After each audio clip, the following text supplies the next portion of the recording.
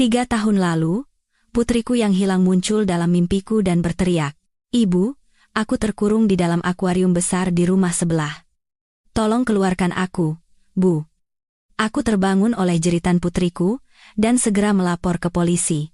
Ketika polisi akhirnya mendobrak pintu rumah tetangga, semua orang yang ada di sana terperangah tak percaya.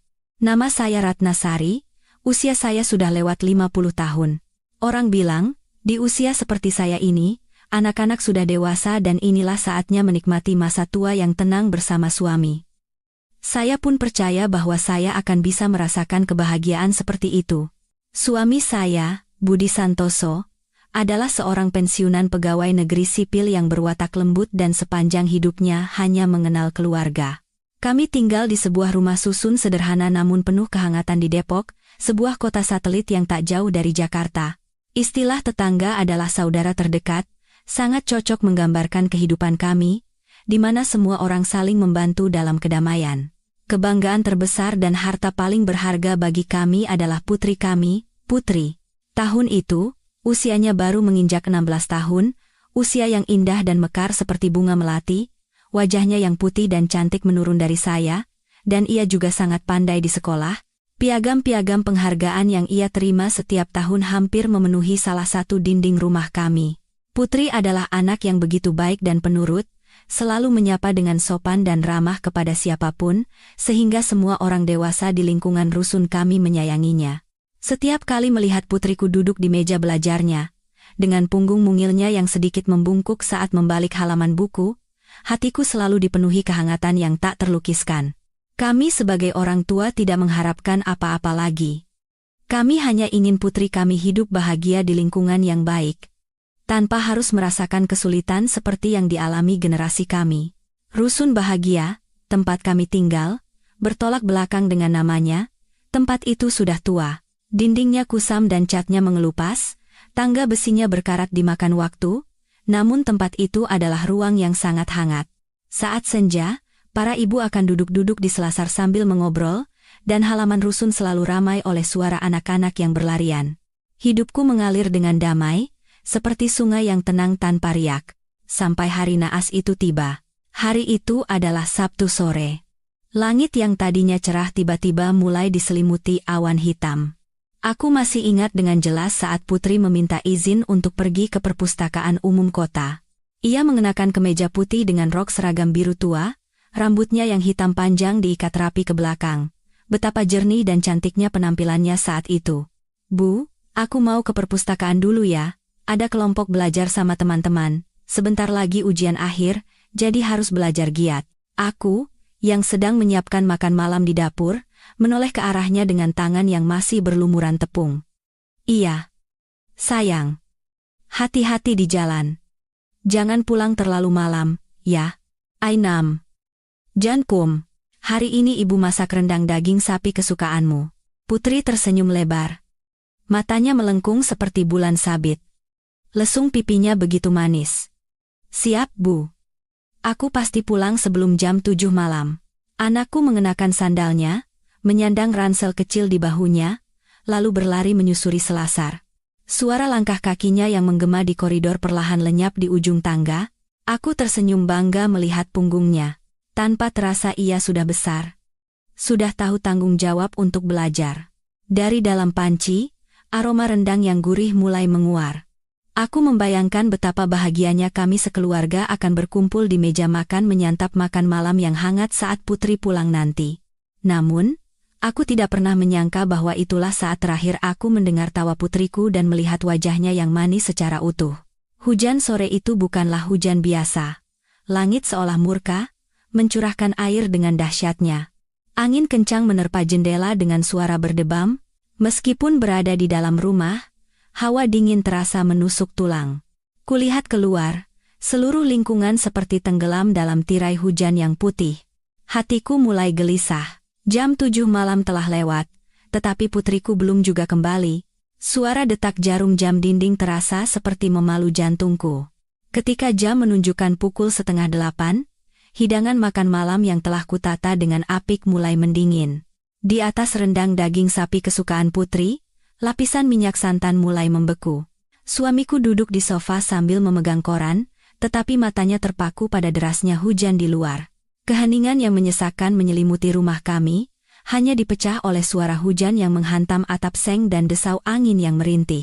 Mungkin dia menunggu di rumah temannya karena hujannya terlalu deras, kata suamiku, mencoba menenangkanku, tetapi suaranya sendiri syarat akan kekhawatiran.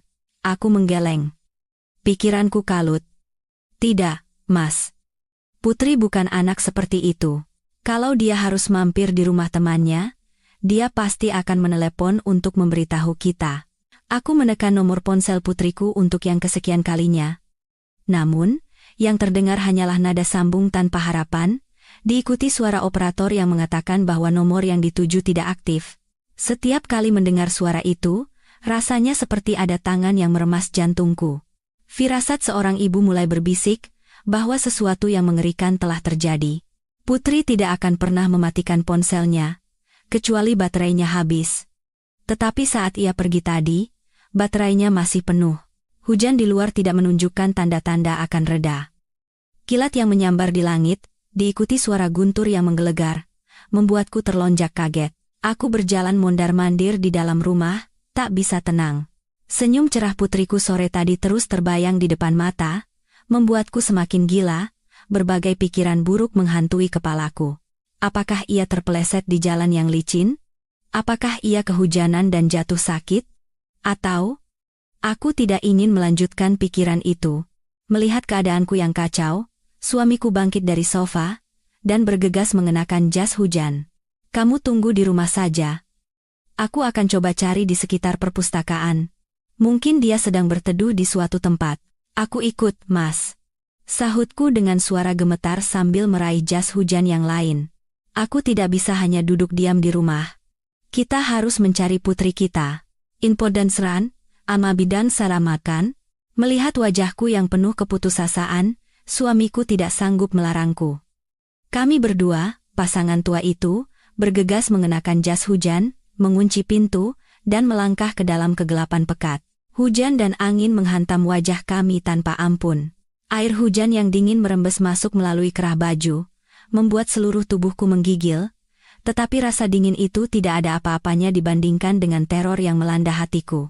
Rasa takut tak kasat mata itu terasa seperti monster raksasa yang siap menelanku, membuatku sulit bernapas. Tanpa sadar, aku terus menggumamkan nama putriku. Putri, di mana kamu? Cepat pulang ke pelukan ibu, nak. Lingkungan kami yang biasanya sudah sepi di malam hari terasa semakin lengang di bawah guyuran hujan. Cahaya remang dari lampu jalan menerangi jalanan yang tergenang air, dan dahan-dahan pohon yang bergoyang seolah akan patah ditiup angin tampak seperti sedang menjerit kesakitan. Dua bayangan kecil kami yang terhuyung-huyung di tengah badai memulai pencarian tanpa harapan. Kami berjalan menyusuri jalan yang biasa dilalui putri setiap hari. Jarak dari rusun ke perpustakaan umum hanya sekitar 1 kilometer, tetapi malam itu terasa tak berujung. Air sudah menggenang setinggi mata kaki, membuat setiap langkah terasa seberat timah. Suamiku menyorotkan senter ke semak-semak di pinggir jalan dan kolong-kolong bangunan. Aku membelalakan mata, berusaha mencari sosok yang kukenal yang mungkin sedang berteduh di suatu tempat. Putri, kamu di sana?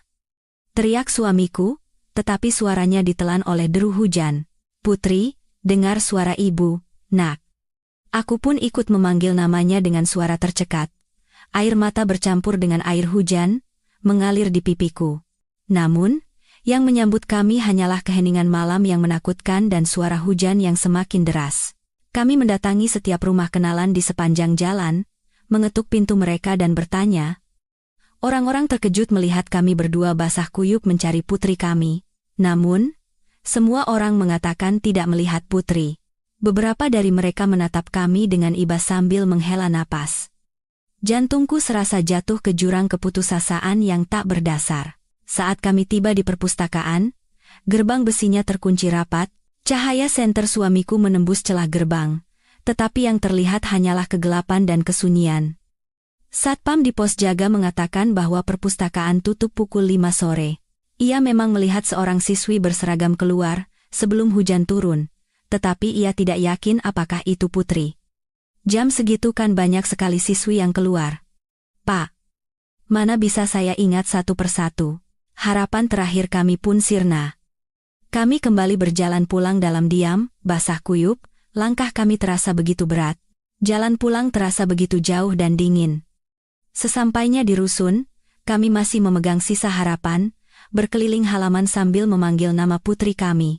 Sebagian besar lampu di jendela-jendela rusun sudah padam, hanya beberapa rumah yang masih memancarkan cahaya redup.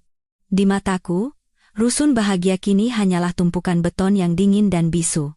Kami kembali ke rumah dengan keadaan seperti tikus basah. Aku melepaskan jas hujan dengan tangan gemetar. Seluruh tubuhku terasa sedingin es. Suamiku bersandar ke dinding, terengah-engah. Rambutnya yang memutih dan basah membuatnya tampak 10 tahun lebih tua. Rumah kami tetap sunyi, dan hidangan makan malam di atas meja masih utuh dalam keadaan dingin. Aku memandang meja belajar putri. Buku pelajarannya masih terbuka, dan tas sekolahnya yang kosong tergeletak di atas kursi. Semuanya masih sama, hanya putriku yang tidak ada. Perasaan tak berdaya dan putus asa yang luar biasa menyergapku. Aku terduduk di lantai dan mulai menangis terseduh-seduh. Tangis yang telah kutahan selama berjam-jam akhirnya pecah dan tak bisa kuhentikan. Suamiku mendekat dalam diam dan memeluk bahuku yang bergetar. Di dalam rumah yang kosong, kami, sepasang orang tua, hanya bisa saling berpelukan dan menangis. Di luar, hujan takdir masih menderu, seolah ingin menyapu bersih segalanya. Malam itu, tak ada satu bintang pun di langit. Malam itu terasa sepanjang keabadian. Kami berdua tidak bisa memejamkan mata sedetik pun.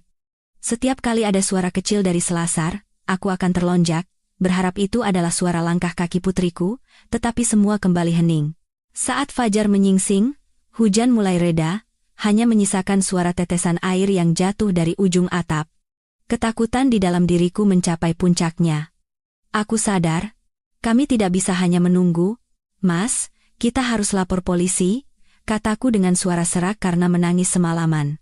Suamiku, dengan wajah pucat karena cemas dan tidak tidur, mengangguk. Iya, kita harus pergi sekarang. Tidak bisa ditunda lagi. Kami bergegas mengganti pakaian kering dan menuju kantor polisi. Udara subuh setelah hujan terasa dingin, jalanan masih basah, dan beberapa daun yang gugur menempel di aspal. Segalanya tampak sama, tetapi kehidupan keluarga kami telah berubah total. Kantor polisi adalah sebuah bangunan tua 2 lantai berwarna kuning di ujung pusat kota. Kami diantar oleh seorang petugas piket muda ke ruang tim penyidik. Yang menyambut kami adalah Komisaris Tirtayasa, seorang pria berusia 40-an dengan perawakan tegap dan berkesan tangguh. Ia mempersilakan kami duduk dan menuangkan segelas air hangat. Ibu, Bapak, harap tenang dulu. Coba ceritakan dari awal apa yang terjadi, kata Komisaris Tirtayasa dengan suara tenang, seolah ingin menenangkan kami. Aku menahan emosi dan menjelaskan semuanya dengan sejelas mungkin. Dari saat putri pamit ke perpustakaan hingga kami berdua menerjang hujan untuk mencarinya. Suamiku sesekali menambahkan bagian yang terlewat. Sambil mendengarkan, Komisaris Tirtayasa dengan cermat mencatat sesuatu di buku catatannya. Sesekali ia mengangkat kepala dan mengajukan beberapa pertanyaan. Apakah putri ibu punya masalah dengan seseorang? Apakah ada perilaku aneh belakangan ini? Siapa saja teman-teman dekatnya? Kami hanya bisa menggelengkan kepala. Putri anak yang sangat baik, Pak. Dia hanya tahu belajar. Temannya pun hanya beberapa teman sekelas, dan dia tidak akan pernah pergi jauh sendirian tanpa izin orang tua, apalagi sampai bertengkar dengan orang lain. Dia anak yang sangat penurut, tidak pernah meninggikan suara pada siapapun. Andar, Abura. Setelah mendengar cerita kami, Komisaris Tirtayasa terdiam sejenak, ia menelepon beberapa kali, dan suaranya berubah menjadi serius dan mendesak. Ia mengatakan akan segera mengerahkan tim investigasi. Pertama, kami akan memeriksa semua rekaman CCTV dari rumah sampai perpustakaan. Kami juga akan mendatangi sekolah dan rumah teman-temannya untuk mencari informasi. Untuk sementara, Bapak dan Ibu pulang saja dulu dan beristirahat. Jika ada kabar baru, kami akan segera menghubungi. Kami berterima kasih kepada Komisaris Tirtayasa dan meninggalkan kantor polisi dengan langkah berat. Ada secercah harapan yang mulai tumbuh di hati kami, polisi pasti bisa menemukan putriku. Mereka profesional dan punya peralatan, pasti akan lebih cepat daripada kami yang sudah tua ini. Namun, hari demi hari berlalu, dan harapan itu perlahan memudar. Komisaris Tirtayasa beberapa kali datang ke rumah kami untuk melaporkan perkembangan penyelidikan, tetapi semuanya menemui jalan buntu. CCTV hanya merekam Putri keluar dari perpustakaan pada pukul 5 sore. Setelah itu, ia berjalan ke arah rusun. Di sebuah persimpangan yang tidak memiliki CCTV, sosok Putri lenyap seolah ditelan udara. Polisi telah memeriksa teman-teman, guru, bahkan para pedagang kaki lima di sekitar area itu, tetapi tidak ada seorang pun yang melihat Putri setelah waktu itu. Hujan deras yang turun sesaat setelahnya telah menghapus semua jejak yang mungkin ada di jalan. Tidak ada saksi, tidak ada surat ancaman, tidak ada panggilan telepon apapun. Putriku lenyap tanpa jejak, seperti setetes air yang larut dalam sungai. Keheningan itu menjadi mimpi buruk yang mengerikan, jauh lebih menakutkan daripada kabar buruk sekalipun. Waktu adalah racun yang kejam. Alih-alih menyembuhkan luka, ia justru membuatnya membusuk dari dalam. 3 tahun telah berlalu sejak Putri hilang. Selama 3 tahun, lebih dari 1000 hari, kami hidup dalam lingkaran rasa bersalah, penderitaan, harapan, dan keputusasaan. Tidak ada yang berubah di rumah kami. Aku tidak mengizinkan suamiku membereskan atau membuang barang-barang di kamar Putri. Semuanya dijaga seperti saat ia pergi hari itu. Di atas meja belajarnya, buku masih terbuka. Gaun kesukaannya masih tergantung di lemari. Boneka beruang yang biasa ia peluk saat tidur juga masih duduk di kepala tempat tidur. Terkadang, aku masuk ke kamarnya, membersihkan debu dari setiap barang, dan merapikan buku-bukunya. Aku melakukan semua itu seperti mesin, tanpa sadar.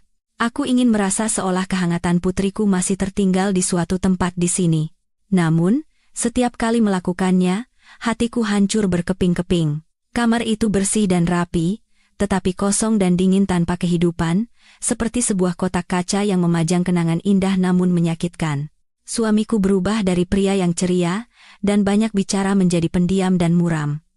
Rambutnya memutih dengan cepat. Setiap malam setelah makan, ia akan duduk diam di dekat jendela, menatap kosong ke halaman rusun tempat Putri biasa bermain. Aku tahu ia menderita sama sepertiku. Namun, sebagai seorang pria, ia menekan kesedihannya untuk menjadi sandaranku. Tetapi, terkadang saat aku terbangun di tengah malam, aku mendapati suamiku duduk sendirian di ruang tamu, memegang foto Putri sambil diam-diam menyeka air mata. Melihat punggungnya yang kesepian, hatiku terasa pilu. Hidup kami terbelah dua oleh penderitaan.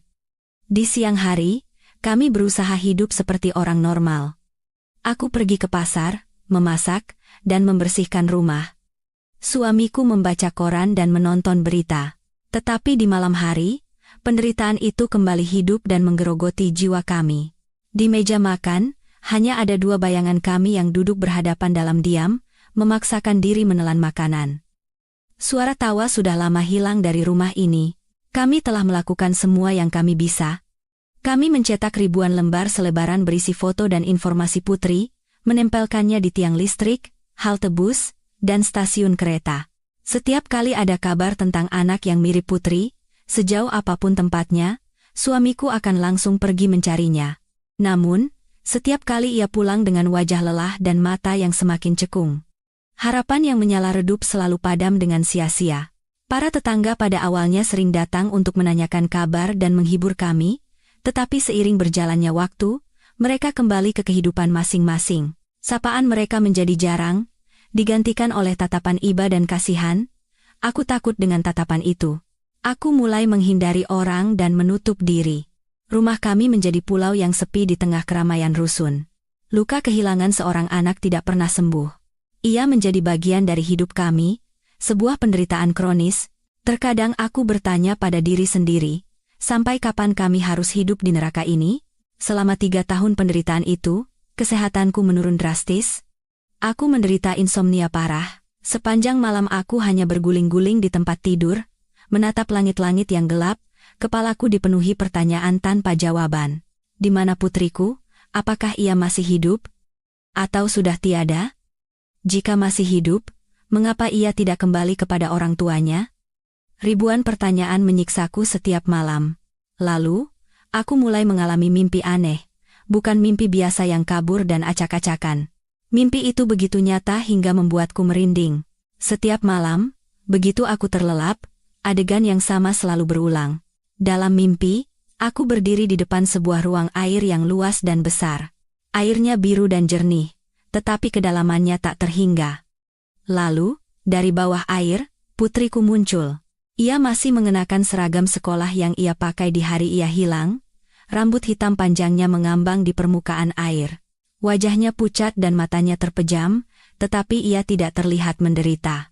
Ia tampak seperti sedang tidur nyenyak. Aku memanggil namanya dan mencoba berenang ke arahnya, tetapi tubuhku kaku seperti batu dan tidak bisa bergerak. Putriku terus mengapung, perlahan menjauh dariku. Tiba-tiba, ia membuka matanya. Matanya tidak menatapku, melainkan ke arah lain. Perlahan, ia mengangkat satu tangannya dan menunjuk lurus ke satu arah dengan jari telunjuknya. Aku menyipitkan mata, mengikuti arah yang ditunjuknya. Di sana, ada sebuah dinding kaca raksasa, dan di dalamnya, beberapa ekor ikan arwana merah berenang dengan anggun di antara bebatuan vulkanik berwarna gelap. Itu adalah sebuah akuarium. Jantungku berdebar kencang. Aku mengenali pemandangan itu. Dinding kaca itu, ikan-ikan arwana itu adalah akuarium di rumah Pak Hermawan, tetangga yang tinggal persis di seberang rumah kami. Saat aku menyadari hal itu, sosok putriku dan air biru itu lenyap. Aku terbangun dengan tubuh basah oleh keringat dingin. Jantungku masih berdebar kencang. Mimpi itu berulang setiap malam, tanpa satu detail pun yang berbeda. Awalnya, aku berpikir aku hanya berhalusinasi karena terlalu sedih dan merindukan putriku. Tetapi karena mimpi itu berulang dengan begitu presisi, aku mulai berpikir lain. Mengapa harus air? Mengapa harus akuarium Pak Hermawan?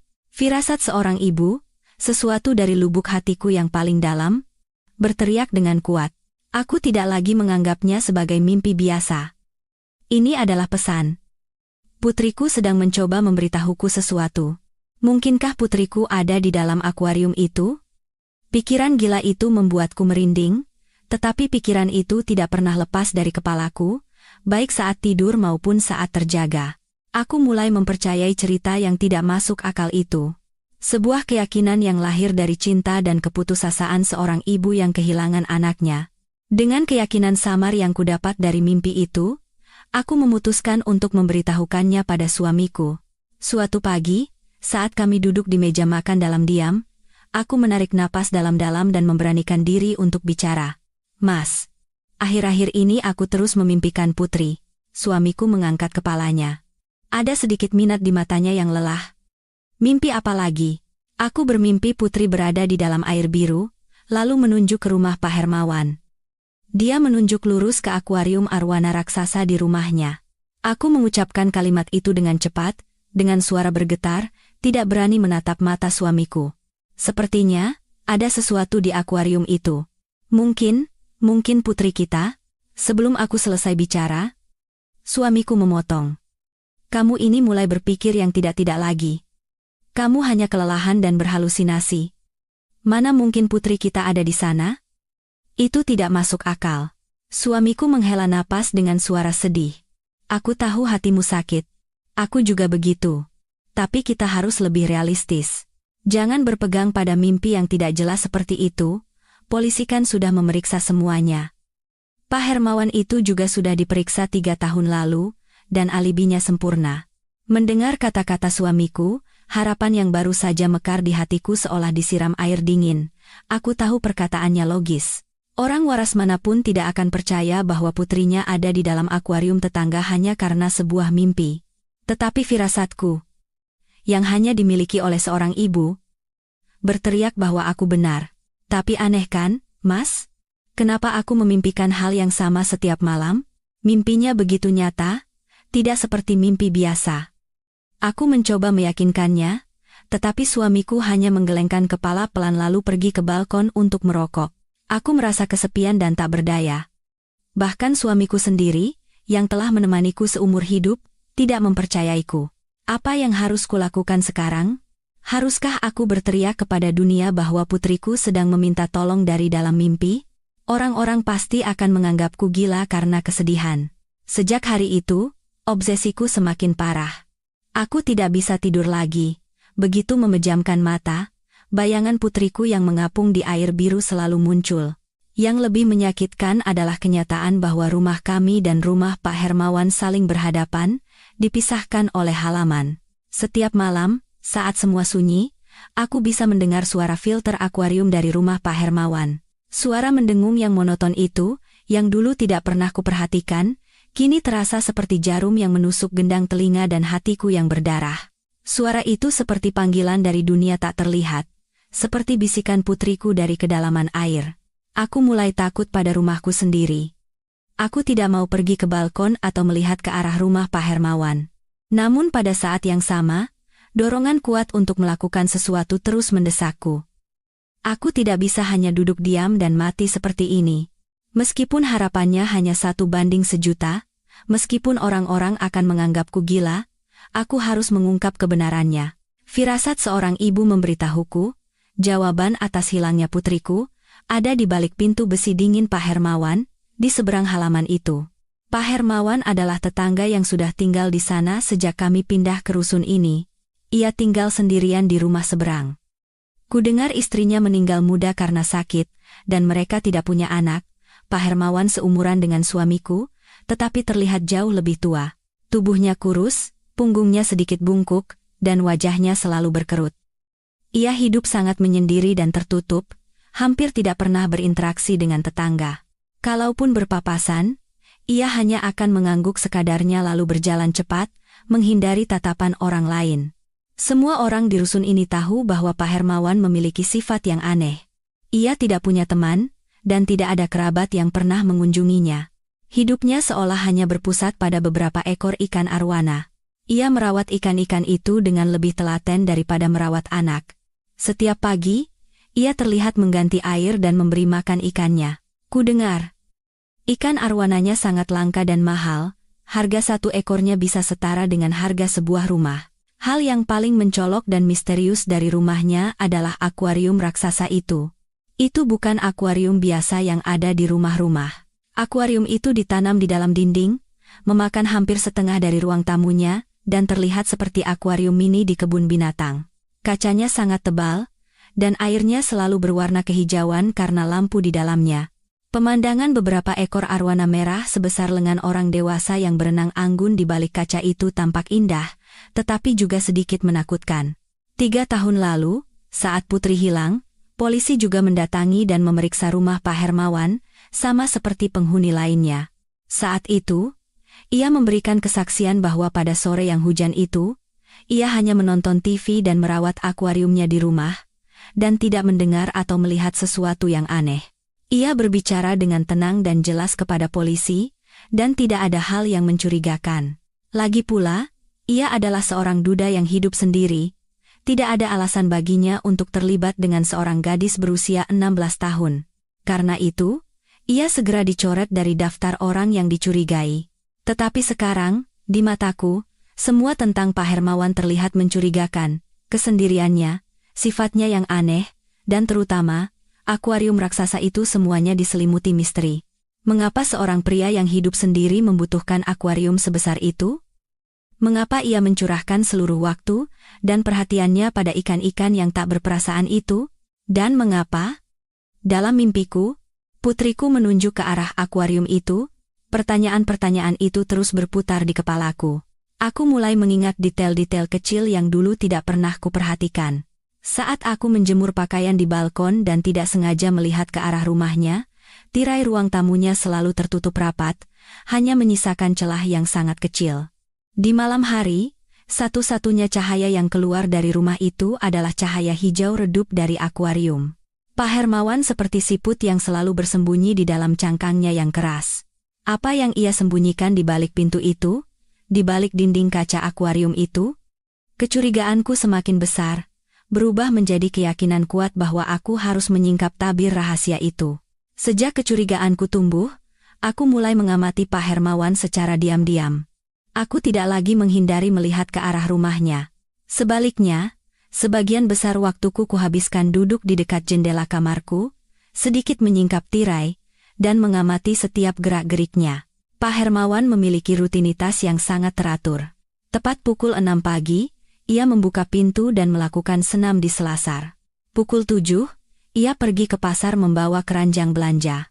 Pukul 8, ia kembali ke rumah, mengunci pintu rapat-rapat, dan tidak keluar lagi sampai sore. Pukul 5 sore, ia akan membuka pintu lagi untuk membuang sampah. Semuanya seperti mesin yang terprogram, berulang setiap hari, tidak pernah meleset 1 menit pun. Rutinitas yang teratur itu, alih-alih menenangkanku, justru membuatku semakin cemas. Itu terasa seperti kamuflase yang sempurna untuk menyembunyikan sesuatu yang tidak normal di dalamnya. Perhatian terbesarku tertuju pada jendela rumahnya. Seperti yang kulihat sebelumnya, jendelanya selalu tertutup oleh tirai abu-abu tebal. Baik cuaca cerah maupun mendung, tirai itu tidak pernah dibuka. Ruang tamunya seolah terputus total dari dunia luar. Mengapa seseorang ingin hidup di ruang yang begitu pengap tanpa sinar matahari? Mungkinkah ada sesuatu di dalamnya yang tidak boleh dilihat orang lain? Setiap malam, saat lampu-lampu di rusun mulai menyala, cahaya hijau yang familiar akan keluar dari rumahnya. Cahaya itu merembes melalui celah jendela dan meninggalkan jejak samar di selasar. Cahaya itu membuat rumahnya terlihat semakin dingin dan menakutkan. Aku sering duduk diam dalam kegelapan, menatap tajam cahaya itu, dan membayangkan apa yang terjadi di balik tirai.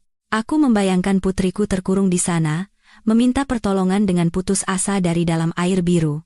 Pikiran-pikiran itu menyiksaku, tetapi pada saat yang sama, memunculkan dorongan untuk bertindak lebih berani. Suatu hari, aku memutuskan untuk melakukan ujian kecil. Sore hari, saat melihat Pak Hermawan keluar untuk membuang sampah, aku pun pura-pura keluar secara kebetulan. Aku tersenyum seramah mungkin dan berkata, "Selamat sore, Pak Hermawan." "Baru pulang dari mana, Pak?" Pak Hermawan terkejut dan menatapku. Ada kebingungan di matanya. Ia menjawab dengan canggung, "Oh, selamat sore. Ini, baru buang sampah saja." Aku berpura-pura tidak peduli dan bertanya dengan santai, "Ikan arwananya sehat-sehat saja, Pak?" Kata orang-orang, ikannya cantik sekali karena Bapak pandai merawatnya. "Enda tekan terimanau, amdak tumanau." Begitu aku menyebut tentang akuarium, ekspresi Pak Hermawan tiba-tiba berubah. Senyum canggung di bibirnya lenyap, digantikan oleh kewaspadaan dan ketidaksenangan yang jelas. Ia tidak menjawab pertanyaanku, hanya mendengus, lalu bergegas masuk ke rumahnya sambil membawa tempat sampah kosong dan membanting pintu. Brak! Suara pintu besi yang terbanting menggema di selasar. Aku terdiam oleh reaksinya. Hanya bertanya kabar ikan? Kenapa reaksinya seperti itu? Jelas sekali ia menyembunyikan sesuatu. Apapun yang berhubungan dengan akuarium membuatnya tegang dan defensif. Reaksi abnormal ini, meskipun detail kecil, mengubah kecurigaanku menjadi keyakinan. Pak Hermawan pasti punya rahasia, dan aku yakin rahasia itu berhubungan dengan hilangnya putriku. Setelah ditolak mentah-mentah oleh Pak Hermawan, aku sadar bahwa aku tidak bisa mendekatinya dengan cara biasa. Ia mulai waspada terhadapku, dan untuk mengetahui kebenarannya, aku harus masuk ke dalam rumahnya dan melihat sendiri akuarium itu. Sebuah rencana yang berani dan berbahaya mulai terbentuk di kepalaku. Aku memutuskan untuk memanfaatkan kebiasaan para tetangga di rusun yang sering meminjam hal-hal sepele seperti kecap, gula, atau bawang. Ini adalah alasan yang sempurna untuk mengetuk pintu rumah orang lain tanpa menimbulkan kecurigaan. Aku menunggu waktu di pagi hari, setelah Pak Hermawan pulang dari pasar dan berada di rumah. Saat berdiri di depan pintu besinya yang dingin, jantungku berdebar kencang. Aku menarik napas dalam-dalam untuk menenangkan diri, lalu mengangkat tanganku yang gemetar dan mengetuk pintu. Tok, tok, tok. Tak lama kemudian, terdengar suara sandal diseret dari dalam, lalu pintu terbuka sedikit. Pak Hermawan menatapku dengan curiga. "Ada apa?" Aku memasang ekspresi sealami mungkin sambil menyodorkan mangkuk kosong. "Pak Hermawan, maaf mengganggu. Tiba-tiba kecap manis saya habis, padahal saya sedang masak semur. Boleh saya minta sedikit? Nanti setelah ke pasar langsung saya ganti." Pak Hermawan menatapku lekat-lekat dengan wajah penuh curiga. Ia ragu-ragu cukup lama. Aku pikir ia akan menolak dan menutup pintu. Tetapi mungkin karena alasanku terlalu biasa dan masuk akal, Akhirnya ia berkata dengan ketus, "Ya sudah, masuk saja." Ia hanya membuka pintu selebar bahu, cukup untukku menyelinap masuk. Begitu melangkah masuk, bau amis air dan pakan ikan menusuk hidungku. Di luar terang benderang, tetapi di dalam rumah gelap dan lembab. Dan kemudian, aku melihatnya. Akuarium raksasa yang muncul di hadapanku begitu besar dan menakutkan. Jauh lebih besar dari yang kubayangkan. Cahaya hijau dari dalamnya menerangi segalanya, membuat seluruh ruang tamu terbenam dalam warna yang aneh. Ikan-ikan arwana merah raksasa berenang perlahan dan anggun seperti hantu. Dasar akuariumnya dipenuhi pasir putih dan bebatuan vulkanik hitam berbentuk aneh, seperti pemandangan di dasar laut. Aku membeku di tempat, tidak bisa melepaskan pandangan dari akuarium itu. Hawa dingin yang menyeramkan merayap di punggungku. Ini dia. Pemandangan dalam mimpiku. Aku merasa seolah putriku sedang menatapku dari balik dinding kaca tebal itu. Kecapnya ada di dapur, ambil saja sendiri, suara Pak Hermawan memecah lamunanku. Aku terkejut dan segera menoleh, tetapi tanpa sadar aku mengucapkan pujian. Akuariumnya bagus sekali, Pak. Hebat sekali. Saat itu, aku melihat ekspresi Pak Hermawan berubah. Ia keluar dari dapur dan menatapku dengan mata penuh amarah. Sudah cukup lihat-lihatnya. Kalau sudah ambil kecap, cepat keluar. Rumah saya tidak suka didatangi tamu. Agarmen, selesai bicara, ia hampir mendorongku keluar pintu, lalu membantingnya. Brak. Aku berdiri termangu di selasar. Mangkuk kosong masih ada di tanganku. Aku tidak mendapatkan setetes pun kecap.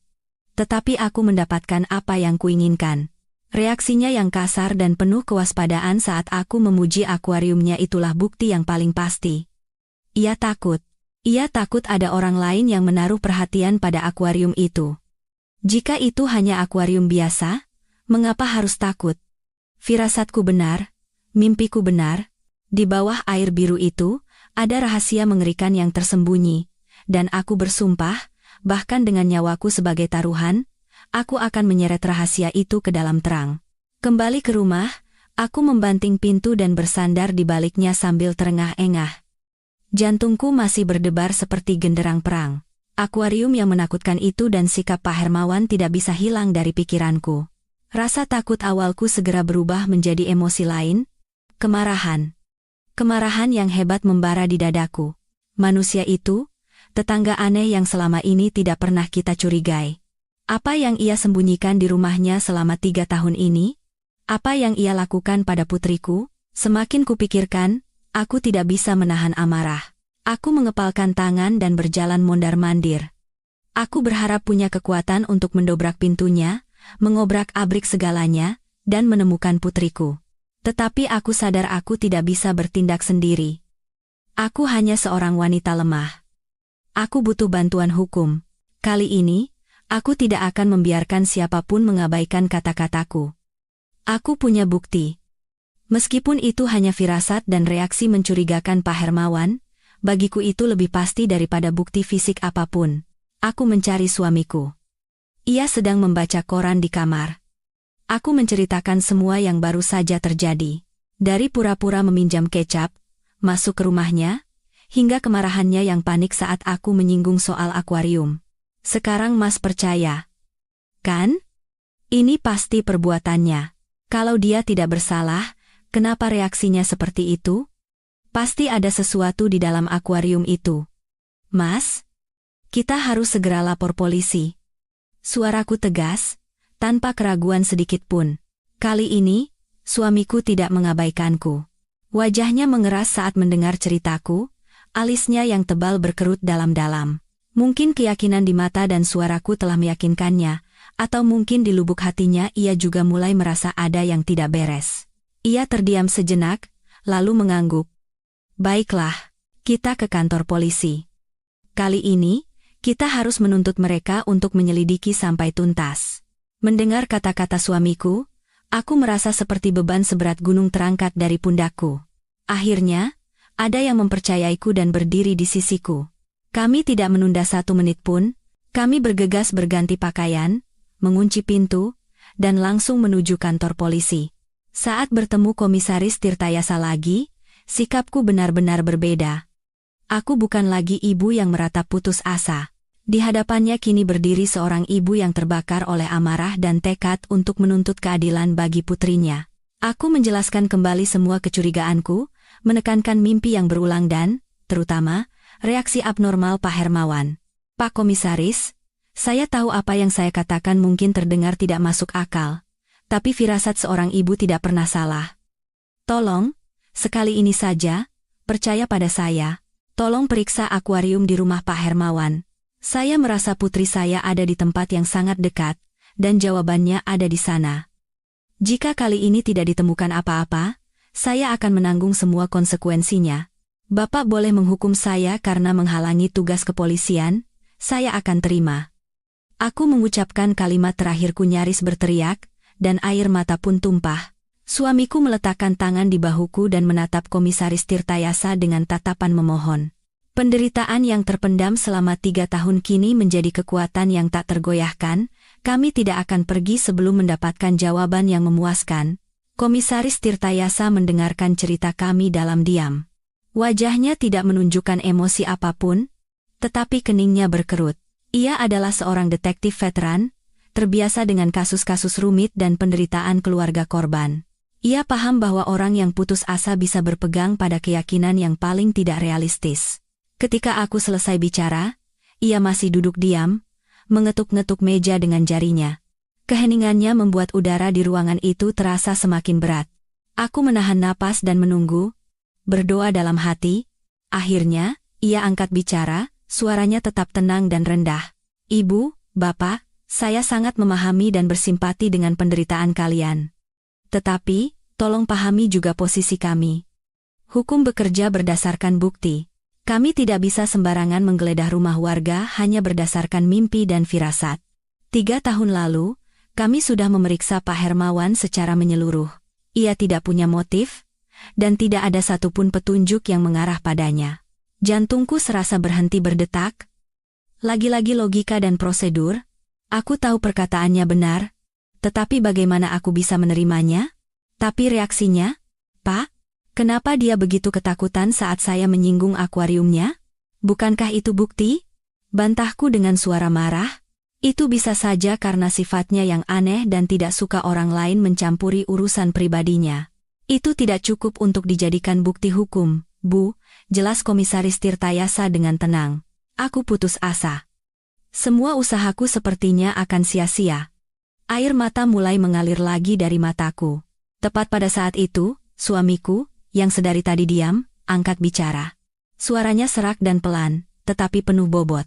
Pak Komisaris, saya tahu istri saya mungkin sedang sangat emosional. Tapi tolong lihat istri saya. Selama 3 tahun ini, tidak sehari pun ia bisa tidur nyenyak. Ia hidup seperti orang setengah mati karena anaknya. Sekarang, inilah satu-satunya harapannya, sekecil apapun itu. Saya tidak tahu apakah firasat istri saya benar atau salah, tapi saya percaya pada cinta seorang ibu. Kami mohon, kasihanilah kami orang tua ini, tolong kami sekali ini saja, cukup periksa akuarium itu saja. Jika tidak ada apa-apa, kami tidak akan mengganggu Bapak lagi. Kami akan menerimanya sebagai takdir kami. Selesai bicara, suamiku berlutut di tempat.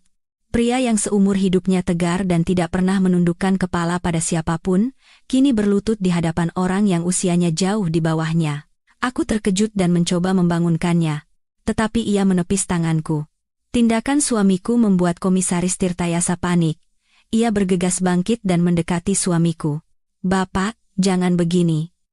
Tolong berdiri. Pak, ia menatap bergantian antara aku yang menangis tanpa suara dan pria tua terhormat yang merendahkan diri dan memohon padanya.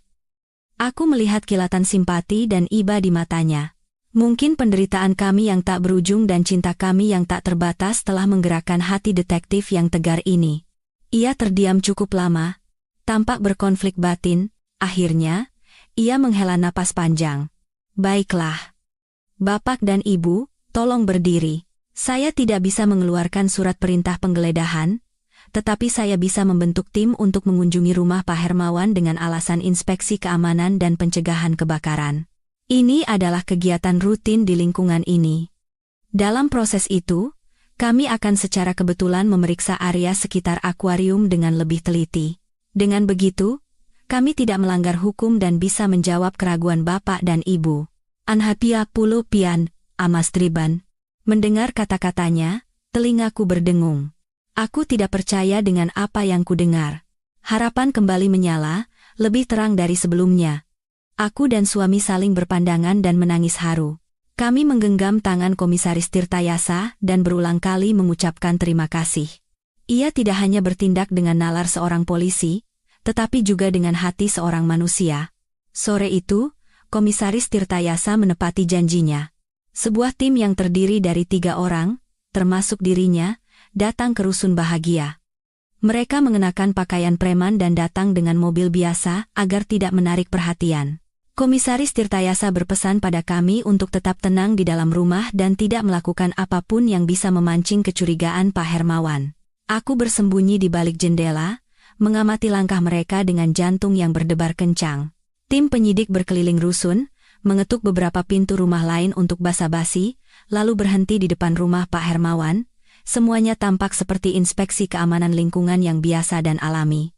Seorang petugas mengetuk pintu, dan tak lama kemudian, Pak Hermawan membukanya. Ia tampak terkejut dan tidak bisa menyembunyikan rasa tidak senangnya melihat orang-orang asing itu. Komisaris Tirtayasa maju, menunjukkan identitasnya, dan menjelaskan tujuan kedatangan mereka. Meskipun enggan, di hadapan alasan yang sah dan sikap tegas tim penyidik, Pak Hermawan tidak punya pilihan selain membiarkan mereka masuk. Pintu besi itu tertutup, dan semua yang terjadi di dalam tidak terlihat. Waktu menunggu terasa seperti keabadian. Aku dan suamiku duduk di dalam rumah, merasa cemas luar biasa. Setiap detik adalah siksaan. Aku merapatkan kedua tangan dan berdoa. Semoga firasatku benar. Semoga putriku bisa diselamatkan. Sekitar 30 menit kemudian, pintu rumah Pak Hermawan terbuka. Tim penyidik keluar, dan wajah mereka semua serius. Pak Hermawan berdiri di depan pintu mengantar mereka, wajahnya pucat pasi. Tim penyidik memberi salam padanya, lalu langsung menuju tangga tanpa sedikit pun menoleh ke arah rumah kami. Tindakan itu membuat jantungku mencelos. Apakah mereka tidak menemukan apa-apa? Apakah aku benar-benar salah? Namun, hanya beberapa menit kemudian, ponselku berdering, nomor Komisaris Tirtayasa. Aku menjawab telepon dengan tangan gemetar. Halo, Ibu Ratna? Bisa tolong segera datang ke rumah Pak Hermawan sekarang, tapi tolong datang diam-diam, jangan sampai dia tahu. Suara Komisaris Tirtayasa di seberang sana terdengar rendah dan mendesak, tidak perlu dikatakan 2 kali. Aku dan suamiku bergegas keluar rumah dan berjalan sepelan mungkin menuju rumah Pak Hermawan. Di depan pintu, 2 orang petugas muda sudah menunggu. Mereka memberi isyarat agar kami masuk. Di dalam, Komisaris Tirtayasa berdiri sendirian di depan akuarium. Pak Hermawan tidak terlihat. Mungkin ia sedang ditahan di ruangan lain dengan alasan lain. Komisaris Tirtayasa menoleh ke arah kami dengan tatapan yang rumit. Ia tidak berkata apa-apa, hanya mengangkat sebuah benda kecil. Itu adalah senter profesional yang cahayanya sangat terang. Ia menyalakan senter itu dan menyorotkan seberkas cahaya ke dalam akuarium. Perlahan, ia menggerakkan cahaya itu menyusuri dasar akuarium, menyapu pasir putih dan bebatuan vulkanik hitam. Jantungku serasa berhenti berdetak. Tolong lihat baik-baik di sini, kata Komisaris Tirtayasa pelan. Cahaya senter berhenti di sebuah celah kecil di antara bebatuan, tersembunyi di balik sebuah batu vulkanik besar. Awalnya, aku tidak melihat sesuatu yang istimewa, tetapi saat Komisaris Tirtayasa sedikit menggoyangkan senternya, sesuatu yang sangat kecil berkilau, memantulkan cahaya logam. Benda itu begitu kecil hingga nyaris menyatu dengan warna pasir dan batu. Tanpa senter yang kuat dan pengamatan yang teliti, tidak akan ada yang bisa menemukannya. Komisaris Tirtayasa menggunakan sebuah penjepit panjang, dengan hati-hati memasukkan tangannya ke dalam celah batu dan mengambil benda itu. Ia memasukkannya ke dalam kantong plastik bukti kecil. Saat ia mengangkatnya di depan mata kami, aku tidak bisa bernapas. Itu adalah sebuah liontin kalung perak berbentuk bulan sabit. Di atasnya, terukir inisial yang sangat kecil, PS. Seluruh tubuhku gemetar. Suamiku di sebelahku juga terdiam. Itu adalah kalung putri. Kalung yang kami berikan sebagai hadiah ulang tahunnya yang ke-15. Putri sangat menyayangi kalung itu, dan selalu memakainya. Jadi benar. Mimpiku nyata. Firasatku benar. Putriku, dia benar-benar ada di sini. Semua keraguan terkonfirmasi. Setelah 3 tahun pencarian yang sia-sia, petunjuk paling penting akhirnya muncul. Segera setelah menemukan kalung itu, Komisaris Tirtayasa memberi isyarat kepada rekan-rekannya. 1 orang berjaga di luar, sementara yang lain masuk ke kamar tidur, tempat mereka menahan Pak Hermawan dengan dalih memeriksa sistem kelistrikan. 2 menit kemudian, mereka membawa Pak Hermawan ke ruang tamu. Melihat kami bertiga berdiri di depan akuarium, wajah Pak Hermawan berubah menjadi kelabu. Ia panik dan mulai tergagap. Kenapa? Kenapa kalian ada di sini? Apa yang kalian lakukan? Komisaris Tirtayasa tidak menjawab. Hanya dengan tenang mengangkat kantong plastik berisi kalung itu di depan mata Pak Hermawan. Anda kenal benda ini? Pak Hermawan menyipitkan mata untuk melihatnya. Saat ia menyadari apa itu, seluruh tubuhnya mulai bergetar hebat, dan kakinya lemas seolah tak bertenaga. Ia mundur beberapa langkah sambil menggelengkan kepala dengan panik. Saya tidak tahu. Saya tidak pernah lihat benda itu. Anda yakin? Suara Komisaris Tirtayasa menajam seperti baja. Benda ini ditemukan di dasar akuarium Anda. Ini adalah kalung milik Putri Sari, yang hilang 3 tahun lalu.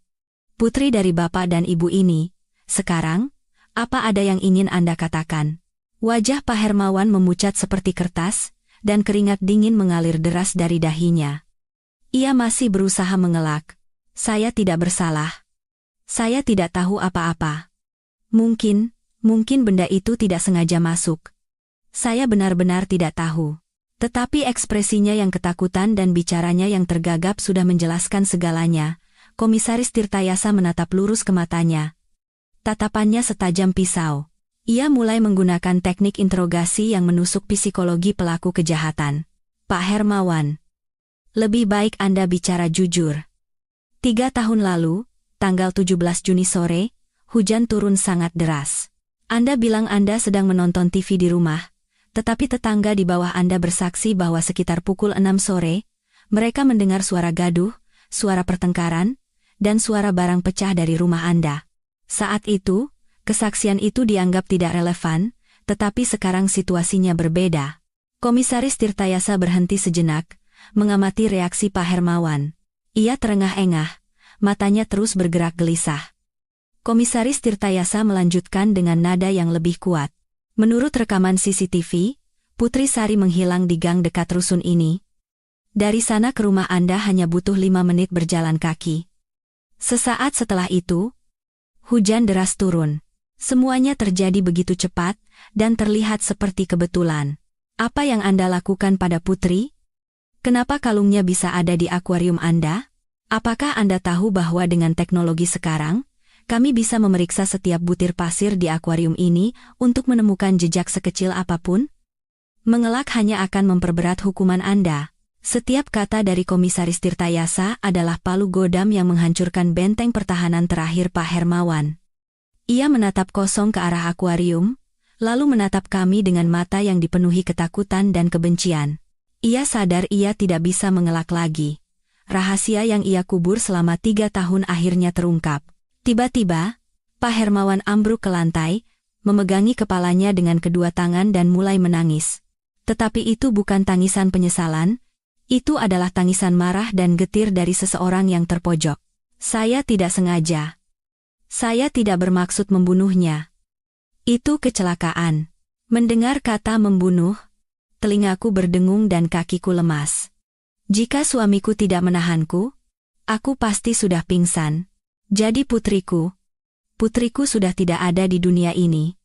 Harapan samar bahwa ia masih hidup, bahwa kami bisa menemukannya dan menyelamatkannya, hancur berkeping-keping. Pak Hermawan telah mengaku, tetapi kebenaran yang akan ia ungkapkan akan menjadi pisau yang merobek-robek hatiku yang sudah penuh luka. Meski begitu, aku harus mendengarnya. Aku harus tahu apa yang terjadi pada putriku pada sore yang hujan dan penuh kutukan itu. Pak Hermawan meringkuk di lantai, tubuh kurusnya gemetar. Dengan suara bergetar dan terputus-putus, ia memulai cerita mengerikan dari 3 tahun lalu. Namun, ceritanya, meskipun penuh kejahatan, mengalir ke arah yang tidak pernah kubayangkan. Benar. Sore itu anak itu datang ke sini, kata Pak Hermawan sambil menatap lantai. Dia menemukan saya. Menemukan apa? Tanya Komisaris Tirtayasa dengan nada membentak. Pak Hermawan mengangkat kepalanya. Matanya dipenuhi rasa malu dan takut. Kamera tersembunyi. Saya memasang kamera tersembunyi yang sangat kecil, mengarah ke jendela kamarnya. Saya hanya iseng. Dunia di bawah kakiku serasa runtuh. Manusia bejat ini, binatang ini, dia telah mengintip putriku. Suamiku menggeram, mengepalkan tinjunya. Jika polisi di sebelahnya tidak menahannya, ia pasti sudah menerkam Pak Hermawan. Pak Hermawan melanjutkan dengan suara yang semakin pelan. Hari itu, entah bagaimana, anak itu tahu dan datang ke rumah saya membawa kamera itu. Dia mengancam akan melapor ke polisi. Saya sangat takut. Saya memohon padanya untuk tidak melakukannya. Saya janji akan membuang semuanya. Tapi dia tidak mau dengar. Lalu, apa yang Anda lakukan padanya? Desak Komisaris Tirtayasa. Kami berebut. Saya hanya ingin mengambil kamera itu untuk menghancurkan buktinya.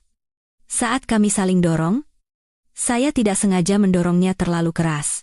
Dia jatuh ke belakang dan kepalanya terbentur ujung lemari tua. Dia langsung pingsan. Duzi. Tuka. Pak Hermawan berhenti bicara. Terengah-engah. Aku menahan napas. Jantungku serasa berhenti. Saat itu saya panik sekali. Saya takut kalau dia sadar, dia akan melapor polisi. Saya pasti akan masuk penjara. Di luar hujan mulai deras. Pikiran gila muncul di kepala saya. Saya akan menyembunyikannya, agar orang-orang berpikir dia hilang karena hujan. Di mana Anda menyembunyikannya? Pak Hermawan menunjuk dengan tangan gemetar ke arah dinding di seberang akuarium. Di balik lemari itu, ada ruang rahasia. Ruang yang dulu dipakai pemilik lama sebagai gudang. Pintunya sangat kecil dan tersamarkan. Saya menyeretnya ke dalam dan mengunci pintunya. Keheningan yang mencekam menyelimuti ruangan itu. Semua orang terdiam mendengar pengakuan Pak Hermawan. Putriku tidak dibunuh. Ia disekap. Selama 3 tahun ini, ia terkurung di balik dinding rumah ini, yang hanya terpisah oleh sebuah halaman. Lalu kalungnya? Tanya Komisaris Tirtayasa. Saat kami berebut, kalungnya putus dan jatuh ke lantai. Terlempar ke dekat akuarium, tapi saya tidak melihatnya. Mungkin saat saya bersih-bersih, kalung itu tersapu bersama kerikil yang saya kumpulkan untuk dasar akuarium. Sampai hari ini saya sama sekali tidak tahu. Harapan yang luar biasa kuat menyala di dalam diriku. Putriku masih hidup. Dia masih hidup. Rasa sakit yang luar biasa saat mengira ia telah tiada seketika lenyap, digantikan oleh kegembiraan dan harapan yang meluap-luap. Meskipun ia terkurung dan menderita, putriku masih bernapas, masih ada di dunia ini. Di mana ruangan itu? Buka sekarang juga, teriak Komisaris Tirtayasa, tak bisa lagi menahan ketenangannya. Pak Hermawan, seperti boneka yang kehabisan tenaga, bangkit dengan terhuyung-huyung dan membawa tim penyidik ke lemari kayu tua. Ia meraba-raba sejenak, lalu melepaskan sebuah papan kayu yang tersamar di bagian belakang. Sebuah pintu besi kecil yang berkarat muncul. Kunci dimasukkan ke dalam lubang kunci, dan dengan suara klik yang kering, pintu itu terbuka. Di baliknya, tampak sebuah ruangan yang gelap gulita dan pengap. Saat pintu besi berderi terbuka, udara apak dan lembab yang terperangkap di dalamnya menyembur keluar, membuat orang-orang di dekatnya mundur selangkah. Komisaris Tirtayasa menyalakan senternya dan menyorot ke dalam kegelapan pekat. Ruangan itu sangat kecil, hanya beberapa meter persegi, tanpa jendela. Cahaya senter menyapu dinding yang bernoda, dan sarang laba-laba yang memenuhi sudut-sudutnya. Lalu, cahaya itu berhenti di salah satu sudut ruangan. Di atas sebuah ranjang darurat yang sudah lapuk, sesosok tubuh kecil meringkuk, rambut hitam panjangnya yang dulu begitu berkilau, kini kusut masai dan menutupi sebagian besar wajahnya. Orang itu mengenakan pakaian usang dan longgar. Putri, kamukah itu, nak? Teriakku dengan suara tercekat, berlari maju. Suamiku dan Komisaris Tirtayasa bergegas mengikuti. Mendengar suaraku, tubuh itu sedikit bergerak, lalu perlahan bangkit. Saat rambutnya tersibak dan wajahnya terlihat, jantungku serasa berhenti. Itu adalah putriku. Tetapi ia bukan lagi gadis 16 tahun yang penuh semangat. Wajahnya pucat dan cekung, matanya yang besar dan dalam dipenuhi ketakutan dan kebingungan melihat cahaya dan orang-orang asing. Tubuhnya kurus kering, hanya tinggal tulang berbalut kulit. Ia tampak begitu rapuh dan lemah, seperti lilin di hadapan angin. Melihat keadaannya, hatiku serasa diiris sembilu. Selama 3 tahun ini, putriku hidup di neraka ini. Betapa takut, kesepian, dan putus asanya dia. Aku tidak ingin memikirkannya lagi. Putri, ini ibu, nak. Ibu dan ayah datang menjemputmu. Aku memeluk tubuh kurusnya dengan erat. Tubuh anakku bergetar. Awalnya ia ketakutan dan meringkuk, tetapi saat merasakan kehangatan yang familiar dan suaraku, matanya yang kosong mulai menunjukkan reaksi. Perlahan ia mengangkat kepala, menatapku, lalu menatap suamiku yang berdiri di sampingnya sambil berlinang air mata. Ibu? Ah, ya? Suaranya begitu lemah dan serak hingga nyaris tak terdengar. Entah sudah berapa lama ia tidak berbicara. Iya? Nak, ini ibu dan ayah. Suamiku ikut berlutut dan menggenggam tangan putri yang dingin dan kurus. Dan kemudian, seolah bendungan pecah, emosi anakku yang terpendam selama 3 tahun meledak. Ia menangis meraung-raung. Tangisan yang pilu dan penuh penderitaan. Ia memelukku erat seolah takut aku akan menghilang. Ibu, aku takut. Aku kangen sekali sama ibu dan ayah. Kenapa baru datang sekarang? Mendengar tangisan dan kata-katanya yang terputus-putus, hatiku hancur berkeping-keping. Aku memeluknya semakin erat dan menangis tanpa henti. Maafkan ibu, nak. Maafkan ibu. Ini semua salah ibu. Harusnya ibu menemukanmu lebih cepat. Kami bertiga, di dalam ruangan rahasia yang gelap dan bau itu, saling berpelukan dan menangis. Itu adalah tangisan kesedihan atas penderitaan yang dialami orang yang kami cintai, sekaligus tangisan kebahagiaan karena akhirnya bisa bertemu kembali. Setelah 3 tahun perpisahan, penantian, dan neraka keputusasaan, akhirnya keluarga kami bersatu kembali. Komisaris Tirtayasa dan para petugas berdiri diam di ambang pintu, tidak mengganggu momen kami. Aku tahu, di dalam hati mereka pun berkecamuk perasaan yang tak terlukiskan. Mereka telah menyaksikan TKP kejahatan yang mengerikan, tetapi pada saat yang sama, mereka juga menyaksikan keajaiban yang diciptakan oleh cinta seorang ibu. Setelah beberapa saat, ketika emosi kami sedikit mereda, Komisaris Tirtayasa memerintahkan anak buahnya untuk membawakan air dan selimut hangat untuk putri. Ia memanggil ambulans untuk membawa anakku ke rumah sakit dan memeriksa kondisi kesehatannya. Saat seorang petugas menggendongnya keluar dari ruangan gelap itu, untuk pertama kalinya dalam 3 tahun, putri melihat sinar matahari. Ia menyipitkan mata, wajahnya masih dipenuhi ketakutan, tetapi di matanya, aku melihat secercah cahaya kehidupan. Putriku telah diselamatkan. Hidupnya dan hidup keluarga kami telah lahir kembali. Saat putriku dibawa ke rumah sakit, Pak Hermawan diborgol dan digiring ke kantor polisi. Wajahnya tidak lagi menunjukkan tanda-tanda kehidupan, pucat seperti mayat. Ia berjalan terhuyung-huyung, punggungnya benar-benar bungkuk, seolah beban dosanya telah menghancurkannya. Berita ditemukannya seorang gadis yang disekap selama 3 tahun mengguncang seluruh kota kecil kami yang tenang. Para penghuni rusun berhamburan keluar, semua dengan ekspresi tidak percaya dan ngeri. Mereka tidak bisa percaya bahwa Pak Hermawan, tetangga penyendiri dan aneh yang mereka lihat setiap hari, adalah iblis berwujud manusia. Mereka menatapnya dengan mata penuh amarah dan jijik. Kamuflase sempurna yang ia bangun selama 3 tahun telah runtuh total. Di kantor polisi, di hadapan bukti yang tak terbantahkan dan kondisi putriku, Pak Hermawan menundukkan kepala dan mengakui semua kejahatannya. Ia menceritakan semuanya, dari memasang kamera tersembunyi, pertengkarannya dengan putri, hingga menyekapnya di ruang rahasia.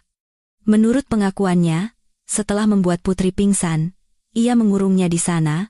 Awalnya, ia hanya berencana mengurungnya selama beberapa hari untuk menakut-nakutinya agar tidak melapor ke polisi. Tetapi saat kasus hilangnya putri menjadi berita besar dan polisi mulai menyelidiki, ia semakin ketakutan.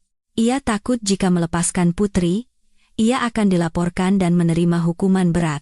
Ketakutan itu mengubahnya menjadi binatang, dan membuatnya mengambil keputusan yang lebih kejam. Menyekap putri selamanya untuk membungkamnya. Selama 3 tahun, ia memperlakukan putriku seperti binatang. Setiap hari ia hanya memberinya nasi dingin dan air sekadarnya, cukup untuk tidak mati kelaparan.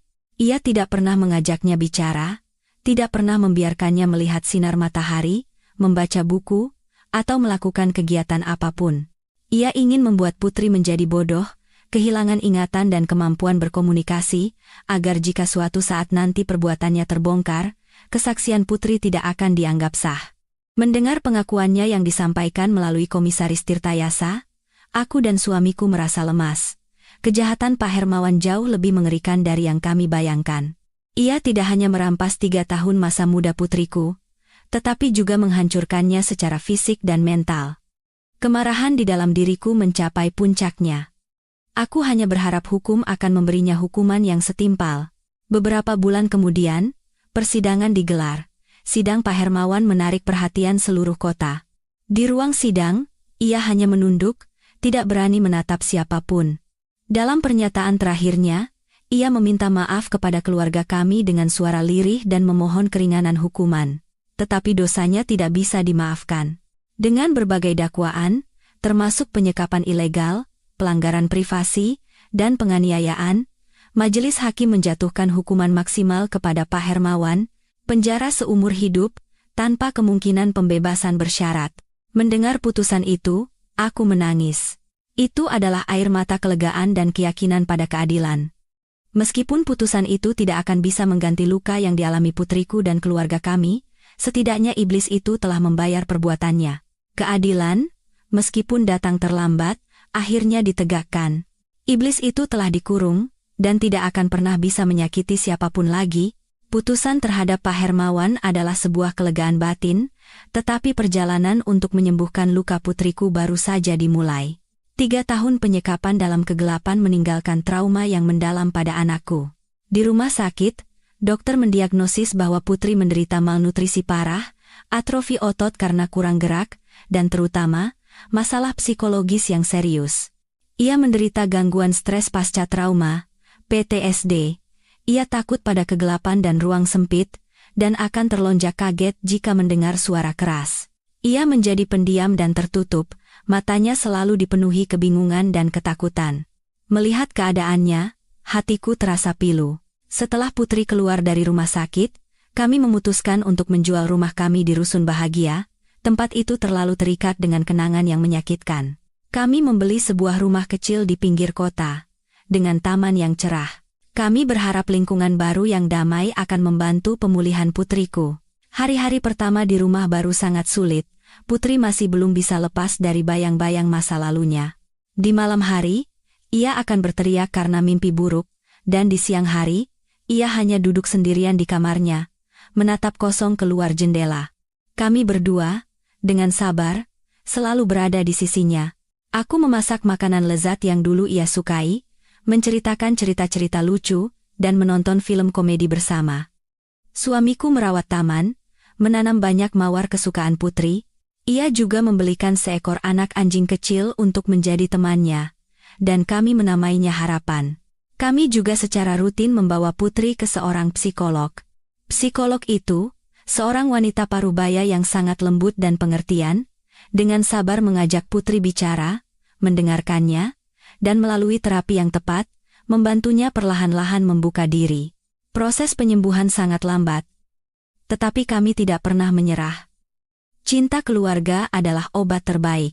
Perlahan, aku mulai melihat perubahan positif pada putriku. Ia mulai berbicara lebih banyak. Terkadang, aku melihatnya tersenyum saat bermain dengan Harapan. Suatu hari, ia bahkan keluar ke taman dan membantu ayahnya menyiram tanaman. Suatu sore yang cerah, saat aku sedang membaca buku di teras, putri keluar dari rumah dan membawakanku secangkir teh hangat. Ia duduk di sampingku, ragu-ragu sejenak, lalu berkata, "Bu, aku mau sekolah lagi." Mendengar kata-kata itu, Aku membeku. Aku tidak percaya dengan apa yang kudengar. Aku menoleh ke arahnya. Di matanya, yang sudah lama tidak menunjukkan binar, kini terpancar tekad yang kuat. Air mata mengalir dari mataku. Tapi kali ini, air mata kebahagiaan. Tentu, sayang. Kapanpun kamu mau. Ibu dan ayah akan selalu mendukungmu. Hari kembalinya Putri ke sekolah adalah hari yang sangat istimewa. Ia harus belajar lagi untuk mengejar ketertinggalan selama 3 tahun, tetapi ia berusaha sangat keras. Teman-teman dan guru-gurunya, yang mengetahui situasinya, semua membantunya dengan hangat. Kehidupan baru keluarga kami dimulai seperti itu. Luka di hati kami mungkin tidak akan pernah sembuh total, tetapi kami belajar untuk hidup dengannya. Melihat putriku perlahan menemukan kembali senyumnya dan kegembiraan hidup, aku tahu badai telah benar-benar berlalu. Keluarga kami, setelah melewati tahun-tahun penderitaan yang tak terhitung, akhirnya menemukan kedamaian sejati. Saat putriku perlahan pulih, banyak perubahan juga terjadi dalam kehidupan kami berdua. Penderitaan dan cobaan tidak menghancurkan kami. Sebaliknya, itu membuat kami lebih kuat dan tegar. Setelah melewati masa terberat dalam hidup, aku menyadari betapa berharganya hidup, keluarga, dan cinta. Aku bukan lagi wanita lemah yang hanya bisa menangis dan menyalahkan takdir. Aku menemukan tujuan hidup yang baru. Aku mulai aktif dalam kegiatan sosial di lingkungan kami, terutama mendedikasikan banyak waktu untuk sebuah organisasi pencarian anak hilang. Aku menggunakan cerita dan pengalamanku untuk menghibur dan membantu keluarga yang mengalami nasib serupa.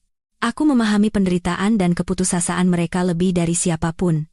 Aku ingin memberitahu mereka untuk tidak pernah menyerah pada harapan.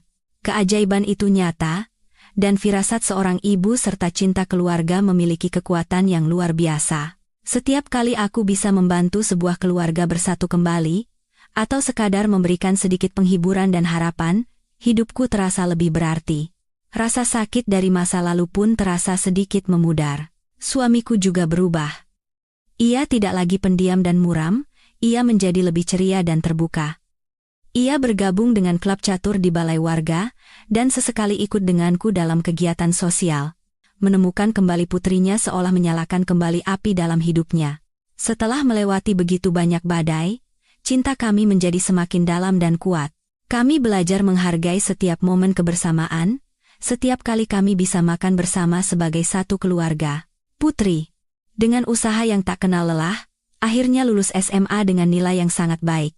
Ia memutuskan untuk mengambil jurusan psikologi. Ia berkata, dengan pengalaman pahitnya, ia ingin membantu orang-orang yang mengalami nasib serupa dan menyembuhkan luka batin mereka.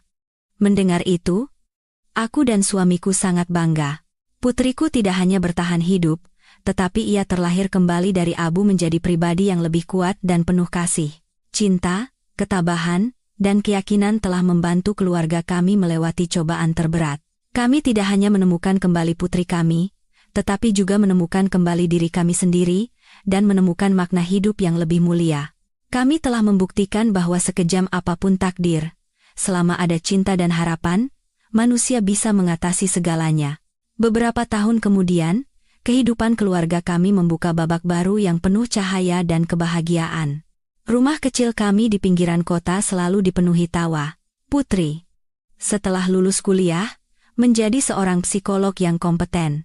Ia bekerja di sebuah pusat perlindungan anak, menggunakan seluruh pengetahuan dan empatinya untuk menyembuhkan jiwa-jiwa muda yang terluka.